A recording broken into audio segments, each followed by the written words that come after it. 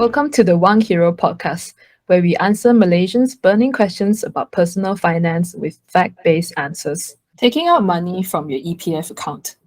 Is this going to be the smartest investment decision you'll make? Or are you simply stealing money from your future retirement fund? In today's episode, we dig into one of the most contentious topics anyone who has money put away in EPF is going to ask. Given the opportunity, should you not withdraw from your EPF account? So John, straight to the point, are you for or against withdrawing from EPF? Not surprised. Okay, But why? again, I think the nuance is that people are expecting a one-size-fits-all solution, but I think that's where I'll lay down my nuances. I feel in general, you should not disrupt compounding. That's the main reason why I am against EPF, because as humans, right, it's very hard for people to save. Only a lot of people think it's very easy to save, but if that was the case, everybody would have saved, millions by now, right? But we are psychological, emotional human beings, and unless there's a forced systems of saving, and unless that is allowed to compound over long periods of time, this is where I think EPF is best, because it's kind of like you're putting your money away and people lock it for you. Now you are like opening the keys to the kingdom and you're letting the genie out. I'm like, hey, hello. I am definitely against withdrawing. And yeah, I think those two are my main points. Yeah, so I think some of these, like if you look at this Reddit thread, so from posted 7 days ago, could you zoom it in a little bit so Sure. I need to zoom from here. Zoom. Here you go. Okay, so it's very interesting. I mean, there's a lot of talk in Malaysia around EPF lately. Some people are crying. We need the withdrawals. Others are saying it's really dumb to do it. It's a dumb move from a personal and even national perspective. So it was very interesting. This very timely discussion that started on Reddit about seven days ago from recording. So if you are given a choice to withdraw from your EPF, would you or would you not? So here there are about 2.9 votes, and more than half of them actually say no. About 2/3 said no. They wouldn't go to the extent of like withdrawing from their EPF accounts. So, and then there are also like these people who are unsure, right? Either they want to, or they're undecided. Yeah. So what do you think about these polls? Obviously, they are not formal surveys, right? But you can see from a very anonymous point of view, Reddit is very anonymous. People are very raw when it comes to sharing their opinions. I mean, did these results like surprise you at all? Not really, but the ones that I want to probably dig deeper are the yeses and the maybes, because the no is aligned to what I think, right? And also what you think. The yeses are, again, here comes two of my guesses, educated guesses. One is probably people around them are impacted directly.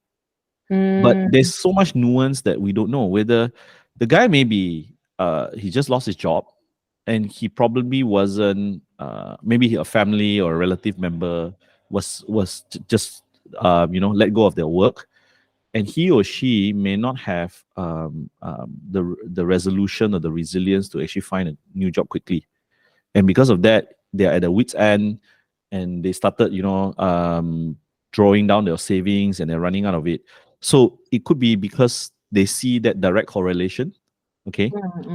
And the second thing is maybe they're already in an income bracket where they did not have 6 months of savings whatsoever, and they find no way out because they're in a hole. The buyers, right?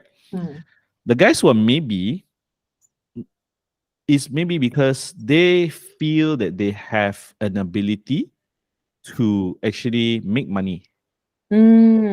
I would like, coming from a buyer, I like, hey, they have the certain investing skills, certain knowledge to grow their money, and they're like, hey, apart from 5.5 or 5.3 or 4.9 for the, I think 4.6 for the Sharia one, right? They said, I can make better use, I can get better returns, So maybe the yeses and the maybes, they are in this camp. So three possible reasons. One, family member impacted. They know that this like 10K, 15K may not mean a lot to a lot of people, but it's a lot for them. Okay. Second possible reason is because, hey, they can do better work or make this money work harder for them, and that's why they are of this opinion. Okay. And the last one, this is the one I really want to address: the fear of whether EPF is still there. And I think we're going to cover this later in the whether EPF will actually do justice or not be favorable to the savers who put in money there. Actually. Correct. So yeah, I mean, very timely. Let's actually dig deeper into those reasons, right? So you are for EPF. 2/3 of these voters are for EPF, and you touched on that. Don't disrupt compound interest. And I think when it comes to investing your money with EPF, that's the key principle here that we think about why you don't withdraw, right? Compound interest is the main reason. And lately there's been people all around social media doing the calculations, right? So last year, the government allowed special withdrawals of 10K, right? And I think a lot of people actually took that money and on social media, like, oh, I'm going to buy some gold. And then like this year, okay, so it's been almost a year since that happened. That will happen in April 2022. Okay, so now it's already March 2023, and people are actually now maybe more awake and they're like doing the calculations. Actually, the 10K from last year, if you left it in the EPF for 25 years, it actually grow into a 35K asset already by that time, right? So you are actually losing out not just 10K, but 25K. That's right. Yeah. And that compound interest, I can imagine a lot of people forget that, not forget, I think the way most people think are always in linear terms. Because salary increment is linear, and most people who don't do business, they don't see the compounding effects of, growing an institution or a business. And I think that's why people only see short term. People see, hey, 10K can solve a lot of my problems today.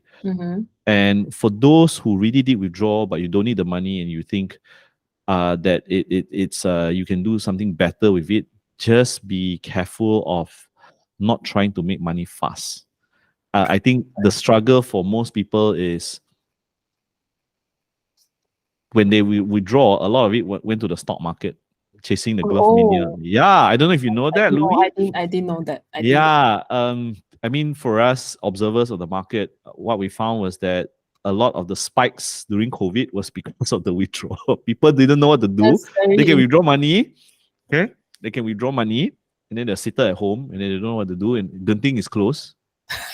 Oh my God! So you can go online, no? Yeah, and that's why I don't know if you noticed, you cannot buy 4D online. In Malaysia. Yeah. So I guess, I mean during those dire situations like COVID, right, there would be some families that may have like appreciated that, right? So I was just thinking like, okay, what would be the difference if I were to withdraw EPF versus if I took out a loan, personal loan, the 10K amount personal loans? 10K amount personal loans would tie you down with high interest rates. So would you say it's better than if let's say the alternative is personal loan? If it's presented only these two between an EPF withdrawal and personal loan, I would rather you withdraw EPF. Because the loans, the interest will snowball. But in the reverse. But in EPF, what you can do is, if you're cautious about money and hopefully it wakes you up to say, hey, I'm withdrawing this one time, but then I need to rebuild it, I think that it has a better effect. But if you were to take personal loans versus the other option of withdrawals, I would rather you do the withdrawals because there's no interest rates being charged and you're not getting into a snowball of debt. That's my argument. That's true. I think a lot of people when they take money, I mean not a lot of people, like a portion of people, when they take out money from EPF, the main reason they quote is that, I actually don't have money to use right now, right? I don't even know like if I'll be alive by the time I can withdraw from EPF, like when the time I retire, Okay, so I think we go into why people are arguing for withdrawing from EPF. So Sure. that's one reason. So people think, okay, I don't have money now, right? So I should take it out, because what if I don't make it by that time? Okay, What if you get COVID and you don't make it, right? correct. Yeah, especially during COVID, right? So Yeah. there's this high mortality rate among certain areas, precincts in Malaysia. Mm. People will be thinking, actually, I rather than imagining that I might still be alive to use that the 35,000 in 25 years time, I can use 10,000 today, right? Correct. Yeah. So some people on the Reddit thread are saying even like, okay, there are people who don't even have money to pay for their formulas for the newborn, repair their cars, huge bills that just cropped up because of COVID. So what I mean to this argument, like not having money, is it actually a valid reason still to withdraw from EPF? Do you think?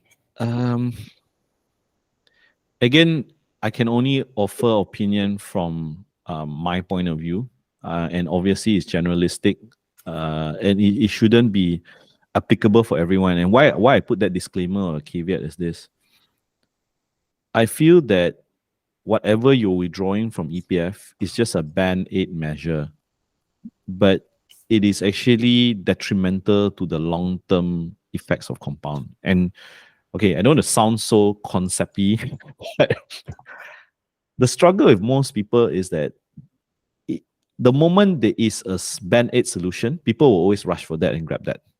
But what this scenario actually forces people, and I think people should dig deeper into this, is, hey, I just realized a single income is actually very dangerous. Hey, I just realized that if I have an emergency car repair and the way I manage finances today is actually not good, because then I have to go for the band-aid all the time. That's true. That's true. So in a way, the opinion I want to put forth is that rather than think of the easiest band-aid solution, I hope people can dig in deeper to figure out, hey, there are actually better options to solve the problem in a more sustainable manner rather than a one-off. Like for example, like picking up another job, right? Correct. Finding a side hustle. Finding a side hustle, learning to pick up a different skill that can pay you better for your time and things like that. And you see the struggle with mainstream media is that they are painting a problem, but they're painting it as if the problem is ubiquitous to everyone. And I think this is where nuance and understanding each variable is different. Like for example, the guy, I mean, okay, I'll give you an example.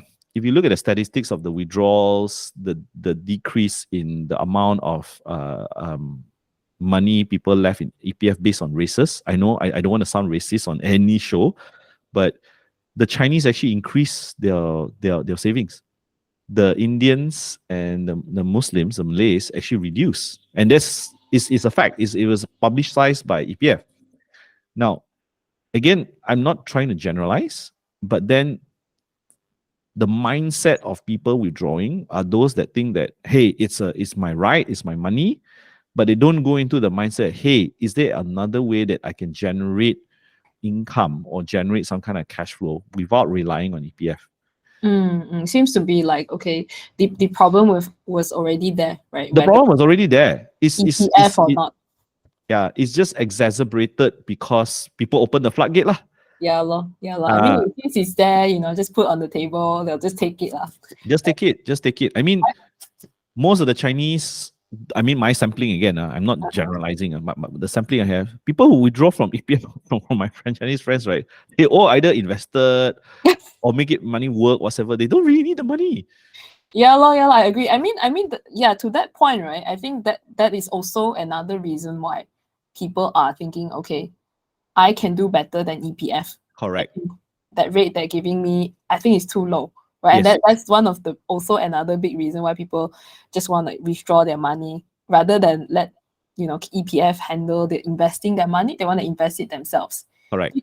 I mean, how successful can people be with again, it varies, Louis, and it's a great question because like what I said, a lot of people went into the glove mania. I've seen so many people burn money during the glove mania of 2021. tulips, right? The tulip Yeah, of 2021. exactly. Because the joke is, if you study the financial crisis of 1993 and 1997 for Malaysia, which is more impactful to the Malaysian public, the Asian financial crisis, compared to the global financial crisis of 2008, right? Mm. The joke is, any stock you buy on Bursa Malaysia, you make money on. If you ask your parents during those times who were invested, or who were in the market, anything you buy, sure make money on. And I think that was the perception in the COVID times. Anything you buy, the market was so bullish. Anything you buy, everyone was stuck at home, was going to make money. And I think that Made them illusion, very confident, right? correct, Suddenly that they also all everybody seems grew. to have a capability to invest, Louis. Suddenly, everyone just overnight just had the professional skills to invest, right? And I think, Because all their portfolios are showing very green, man. correct, Shooting up, they're like, okay, now I am actually an expert. correct. But when there's an analogy, and I know you love analogies. I love Actually, this is not from me. analogies. This is from Warren Buffett. It says, Yeah. when the tide goes out, then you really know who is swimming naked. Okay. That I've heard of as well. Yeah. So when the tide goes out, when the market is bad, then you really know who is swimming naked, lah. And I think that's that period is now, lah. So you see how many people, right, swimming naked, lah. So would you say that most people shouldn't be investing their own money? Who should do this? Who should not do this? Are there actually people who can do this, or should majority of people not do it?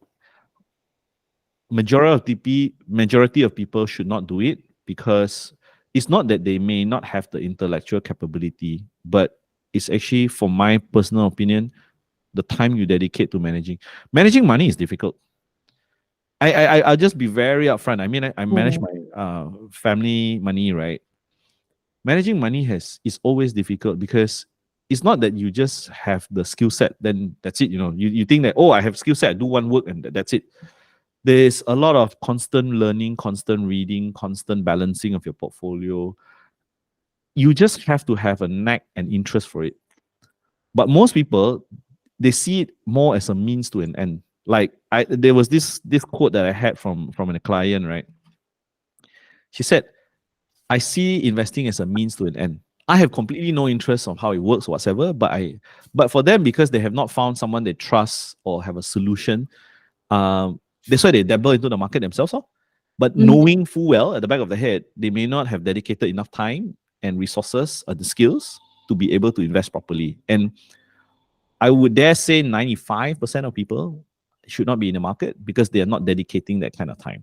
And it is a full-time job. I'm sorry to say that. I mean, yeah, it is a full-time job. I mean, there are professionals in EPF that are dedicating more time than you, probably, right? Correct.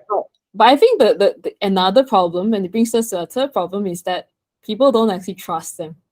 Yes. There's a lack of trust among Malaysians towards how the money is handled on the political level. Because there's some politics, it's not exactly like, this fund where people are just managing money without any, like, being on any side, right? So people are looking at the government and they're looking at EPF, people are like, okay, you know what, will you run away with my money? Yeah. Like, I don't know if it's safe, Yeah, and I think that is the fear that, some people who reflect deeper, and like, not just that, is the tier. I don't know if you heard of the tiered dividend idea. No. So the tiered dividend idea for EPF is this. So on the extreme case is EPF shuts down, run away with my money, sovereign wealth goes bankrupt, Malaysian government can't pay, or the EPF can't pay anymore, right? That's one. The second argument is that if you look at the demographics of Malaysia, we are coming into an aging society. What does that spell for someone like EPF? Right now, EPF is getting 72 billion contribution in 2021, right? 73, almost 73 billion, right? But the moment you turn into an aging society, what happens to your contribution? It gets smaller, Correct. And it's exacerbated by people going into the gig economy. People don't contribute voluntarily. It's not mandated. Correct, yeah. So when your contribution comes down and you have a bigger payout because there's aging population, can you see the sustenance is in question right now? That's correct. Okay, that's one. Second extreme is this. They were saying that, okay, because those guys, and this is where politics, socio-economic standing, and obviously PR comes into play. More than 50% of EPF contributors or account owners don't even have 10K, right, or less. So they're saying that instead of a uniform 5.5% or whatever 5.3% that was declared for last year, be shared equally among all, they are talking about, hey, the guys who have 10K and below, they enjoy a higher tier dividend, so they get 6%. And the guys who are like 100K, 200K, 1 million, they enjoy a 5% because the quantum is low. The quantum that they get is going to be bigger. I'm against that. Okay, I'm seriously against that, because in a way, it's actually punishing the guys who diligently contribute, and yet the spoils of my thriftiness is actually being socialized. Socialist state, right? Socialized. That's true. That does sound very socialist. I mean, we are not a socialist country. Yeah. But yeah, the socialist mindsets around managing money creeps in every now and then.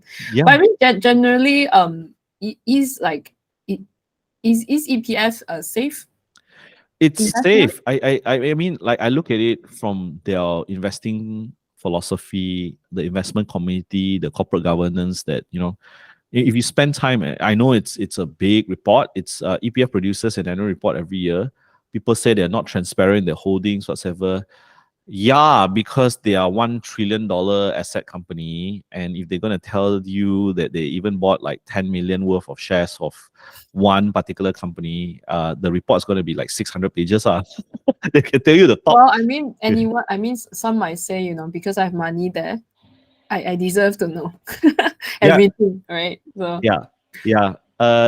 Then if you're unhappy with it, then obviously to each his own. If you have any withdrawal opportunities, please withdraw.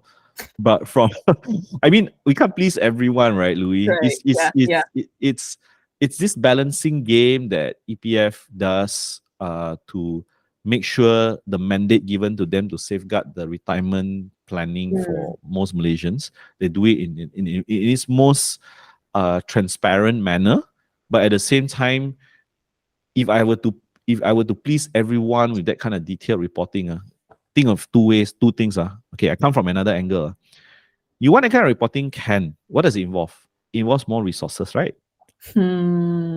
You need to hire more people, right? You need to hire maybe third-party consultants to really audit, to showcase that one, right? So what does this mean to the expense ratio? Now, I can already see it to be like a 7-figure sum. Correct. So the expense ratio, okay, so there's one calculation that most people don't go very deep into EPF. Is actually this thing called an expense. So you think of EPF like a fund, right? You say, oh, I got my money there. They should invest for me, give me the highest returns, whatever. Okay. Any unit trust, they will tell you there's this thing called a management expense ratio. That means the cost of them hiring their staff, compliance, research, whatever. And based on that expense, a ratio of it to the size of your fund. Usually, for a unit trust, it's anywhere between 1.5 to 1.8. Okay. Now, you want to guess what is EPS ratio or not? It's less than 1. So if you're going to expect all these kind of things to come up, you want this, you want that, you want this reporting, you want glossy gold paper delivered to every EPF. Wow. Also can. Wow. But then what? Someone has to pay, so it's going to go into the cost. So back to your question about, some say that I'm a shareholder and I demand this transparency. Yeah, think on the other side of the equation. You want that kind of thing, it comes at a cost. Yeah. I think also, like, one question is like, okay, we see almost 73 billion in 2021 being contributed to EPF from employers and employees. What exactly are they doing with this money? Great question. I think the structure of the portfolio is important. So, like last year, a bigger chunk was actually diverted to equities. When I said the bigger chunk, is comparatively to the year before. Okay, so almost half of what EPF has in asset allocation is this thing called fixed income instruments. So why fixed income? Is because a fixed income instrument is you are actually buying technically a debt, okay, and you are getting interest on a debt. And the biggest interest debt asset that the EPF is buying is this thing called a Malaysian government securities. Think of it is the Malaysian government borrowing money from EPF shareholders, and they're getting paid an interest. The shareholders are getting paid an interest. Why is that important? It is important because EPF every year has to pay a dividend. If you buy something like equities or stock, which is volatile in nature and doesn't give you a steady cash flow in terms of dividend, how you know whether you can somewhat guarantee some kind of a dividend payout at the end of the year?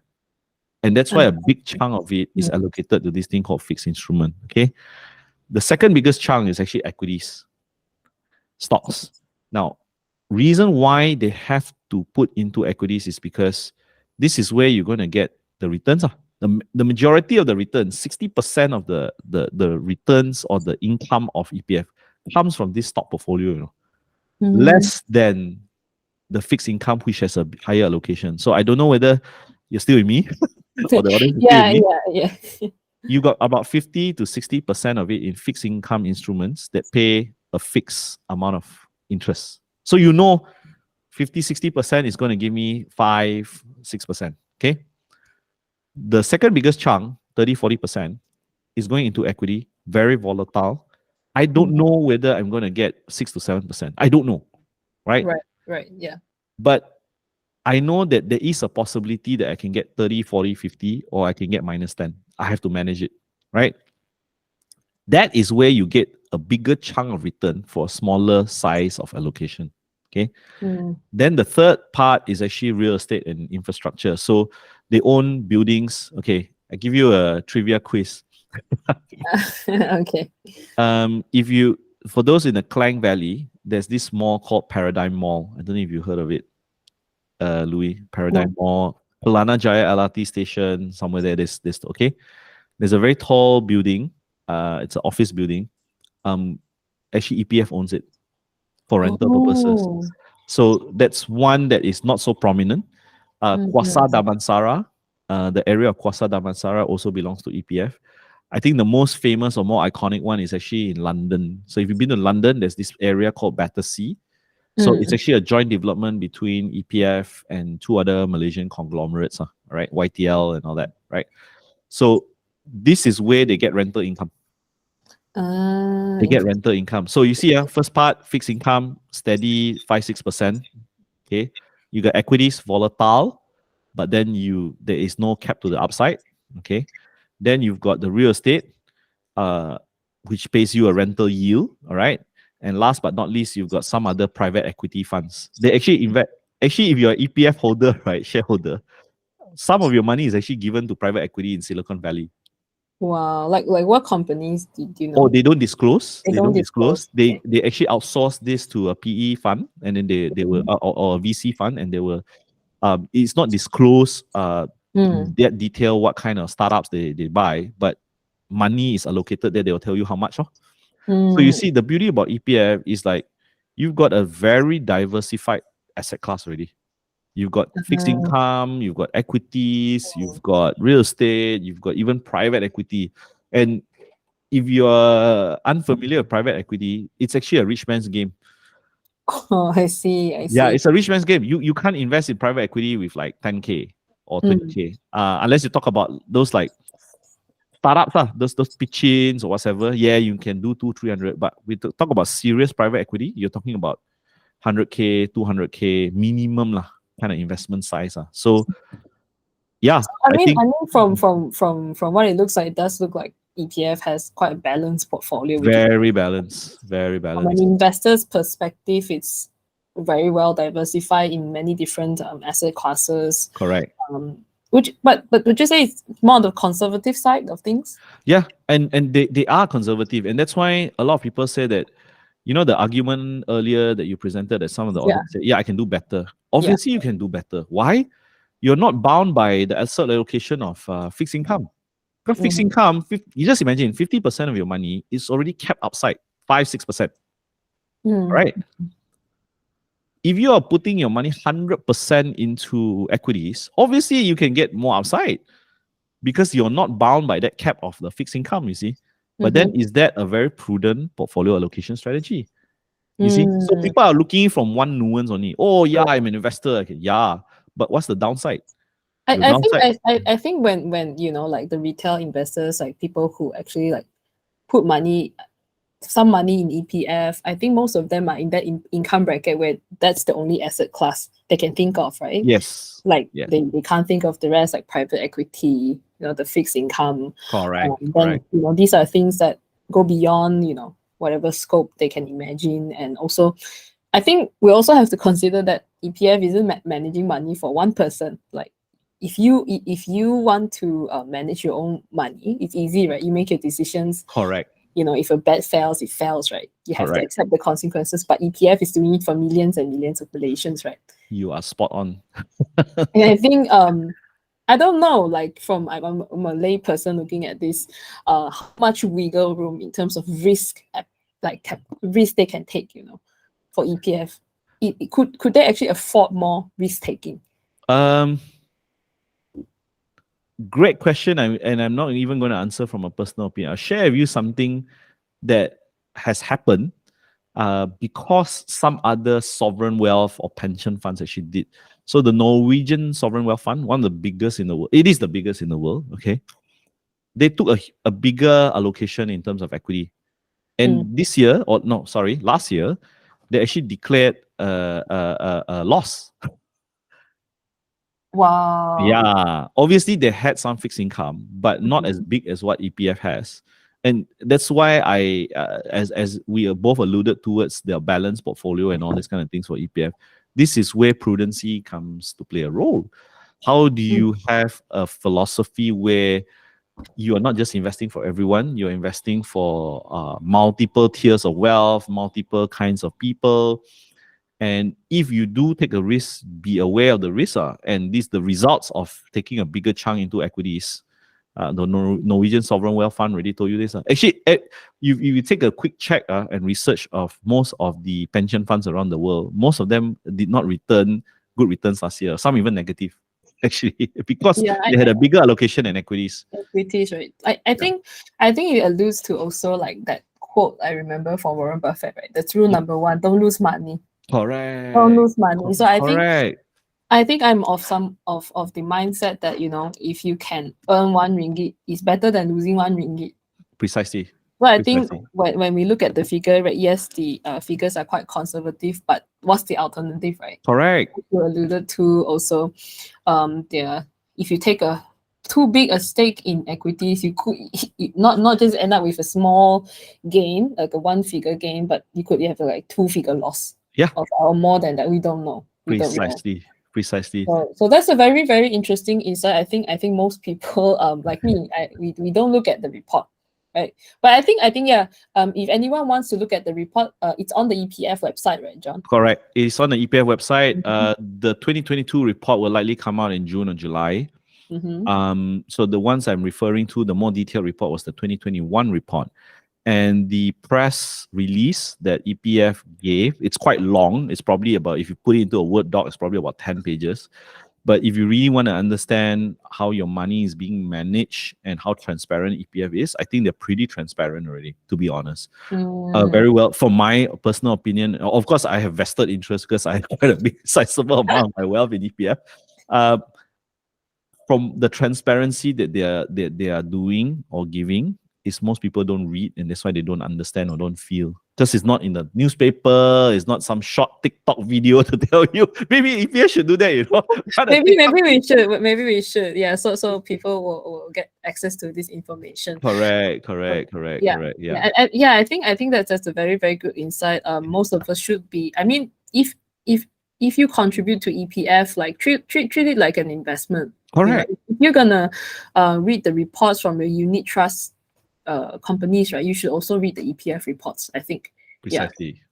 So now let's zoom out a bit, John, to consider the macroeconomics of withdrawing from EPF. There are some with the opinion that, especially during pandemic times, right, a lot of people actually lost their jobs, or, you know, like people who had to go somewhere physically they couldn't go. Like Mm. myself, I had actually during 2020, I had 3 training gigs lined up for March. They were all cancelled. Okay. But like literally 5-6 figures lost there in that 1 Mm. month. And there are lots of people like that, you know, who lost their money. And I think to some, they will think, oh, you know, providing this avenue where people can withdraw some money would actually provide stimulus to the economy. So what would you say to that? Is that the best way to do it? Are there alternatives for that? They are, but I don't think at that point of time the government themselves had a very good answer.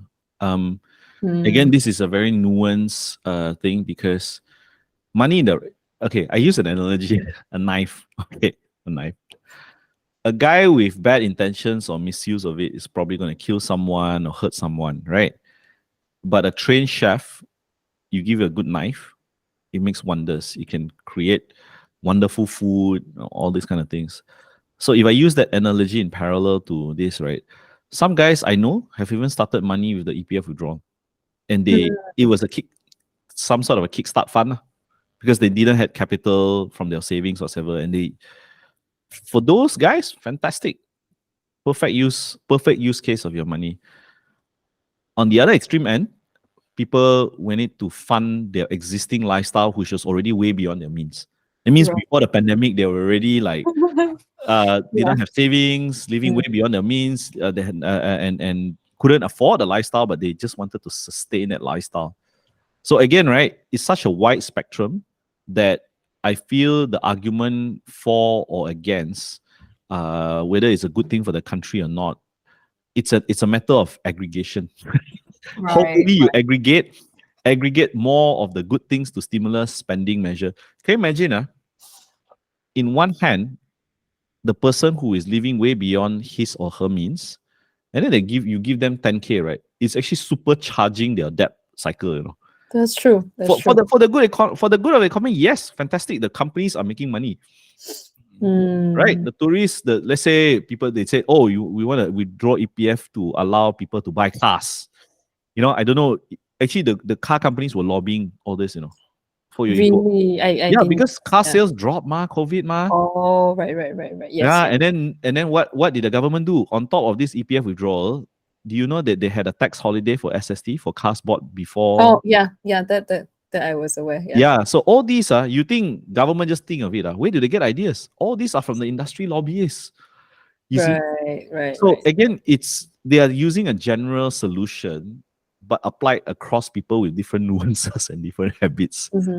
So I think it also boils down to like, okay, for me, I felt like the withdrawals were a little bit too easy. Yeah.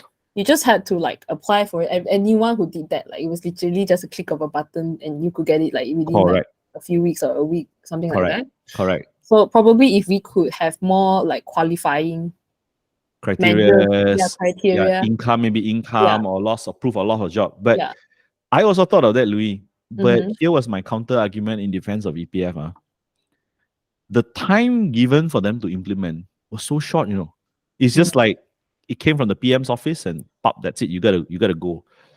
If you were to do all that checks and balances, right? Imagine the resources you need to pour in. That's true. Where are you going to mobilize the people? Where are you going to have the IT system to be able to handle all this, right? Can you imagine if you were to program the thing and so-called automate it, right? Then what are the criteria they're going to set? So I felt that it was rushed. Obviously, it was an emergency solution. Did it spur the economy? Obviously, it did. In our investment world, Louis, we even said it, the EPF effect of the stock market. Okay. Yeah. I mean, generally a good thing or not?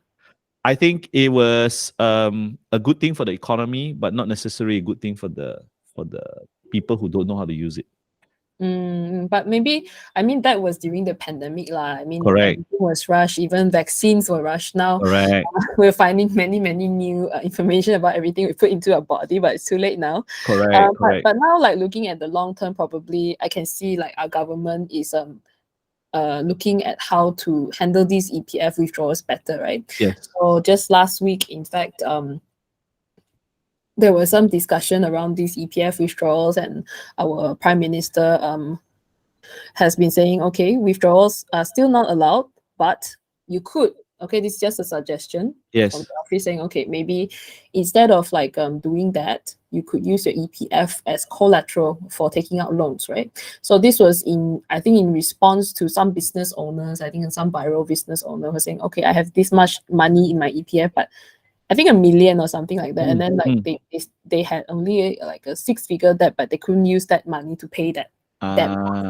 And that's what, you know, like also I think contributed to these suggestions. I think not just that story, but other similar people who are doing that. So I mean, from you know, from that perspective, do you have an opinion around like, okay, if that was allowed, should anyone also take that chance to like, okay, use my EPF as collateral for personal loans? It may or may not happen. But what if it happens? Should we do it? Those guys who know how to handle money, go for it. Pay down can you imagine, right? If you take a loan to pay off, let's just say the guy borrowed from some loan shark, charging him 30% interest. And now you got a collateral to finance it lower, that you can pay off a higher interest loan. By all means, go for it. But don't use it unnecessarily if you don't have to, because I feel the moment you allow these things to, actually credit cards were the ones that first started this. I don't know if you noticed this last time. If you were to apply for a credit card, what were the credit checks or credit worthiness? They want at least 3 months salary slip, your bank statement, whatever. Yeah. And then nowadays they just say, oh, you just give me your EPF. So now, really? yeah. Now EPF is because then you can show proof of payment, that there's a contribution from an employee and an employer into EPF. That means you have some sort of a job, right? Okay. But also it opens up another thing. Are you allowing like credit companies or credit card companies to actually dig into your EPF to settle your credit card bills? If you're a reckless spender, so what it means is what was meant to safeguard you in retirement is you're allowing other people used to be safe haven, now it's not really a safe haven, and credit guys can go in and take money. So you see, that's kind of scary to think about. You think about it, you think about the consequences. When I was first shown that, hey, you just need an EPF statement, whatever. So does it mean that I'm allowing these people that if I can't pay my credit card bills, they're going to dig into my EPF, right? That was scary to me. And I see parallels to this is because what people will start doing is this. They start collateralizing on even riskier bets. Oh, that's true. That's true. Even riskier bets, not knowing or not having the skill to analyze that kind of risk. So then what happens? More and more of EPS money is being pledged as collateral, right? So it's a debt upon a debt, So that's where I feel snowball. Yeah, it's gonna snowball. I think if they were to implement this, I think it should be capped. Like EPF has been doing few things that they tried to help the public and it was misused. One of it, you remember the withdrawals for computers? No. Oh, okay. Maybe before your time. EPF account 2, they allowed withdrawal for you to buy a computer. And within 2 years, the system was abused. Because the people will go to a computer shop, collaborate with the computer shop to issue a fake invoice that the computer was actually purchased. And then the computer guy would probably get his kick and you will get the 3K out. Can you imagine? So this is only 3K, This is only 3K. God. So obviously after 1 or 2 years, now we have to buy the computer first and like do it later, right? Yeah. I don't think you can even withdraw anymore. They stopped the whole thing. I mean, ever since I started working, that's what I've done. Yeah, just buy it first. I've never withdrawn money for a computer from EPF before. Yeah. I've checked. No. Yeah. So I think I also have a lot of mixed feelings around this. I think anything like people can access their money from there will be so many loopholes where, abuse can happen. I mean, we all hope it doesn't, and then sometimes you just can't catch them all, right? When you just start Correct. to design these things, yes, there will be like people who will benefit from it, and then there's also people who will like actually end up worse financially. Correct. Correct. And then there are also like all the private companies that will take advantage of it. Definitely will take advantage. Right, as you mentioned, those banks. I mean, I haven't applied a credit card in a long time. I have 2 credit cards, and that was from ages ago when we still needed to submit a lot of documents just for a credit card. So that was back then, I think more than 10 years ago. Still using the same 2 cards. So yeah, back then it was a very lengthy process. I have to submit this, submit that, submit that, just for one credit card. It's very, very hard to get credit back then, but I didn't know that it was that easy now. Because they need to grow. The banks also need to grow. And like what you said aptly is that someone will benefit. It's just make sure you're not holding the shorter stick. When you're doing all this to like get a collateral, you're not holding the shorter stick, Louis. Yeah, I think no matter what happens, it seems to be we as the person, right? We must be wise when we manage these options that EPF gives, right? So Correct. if we are not wise enough financially, we think, okay, it's free money, so-called, rather than wait for it to grow, like example 10K to 35K in 25 years time. It's like, oh, I just want the money now. Right. Okay. So yeah, I think it's great discussion with you today around the EPF, whether or not it's a good idea to withdraw. I think there's so many arguments around EPF withdrawals lately.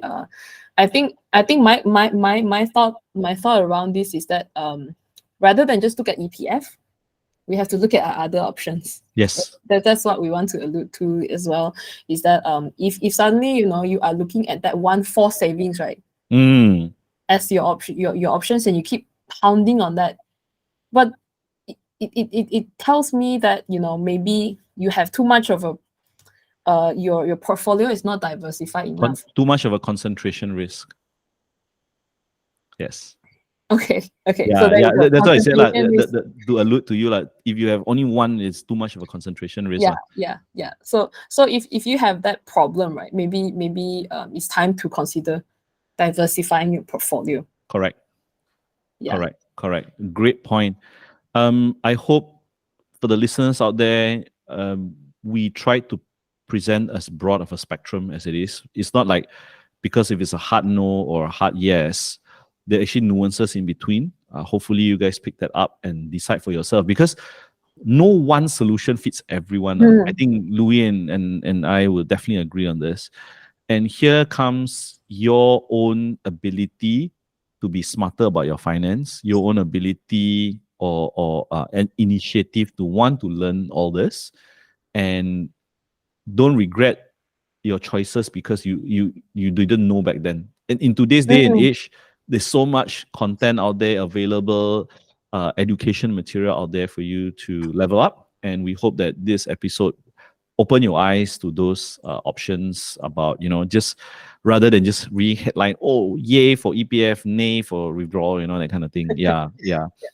So if you like content like this, subscribe to the channel, give it a like so the YouTube algorithm can actually spread it to more like-minded individuals like you.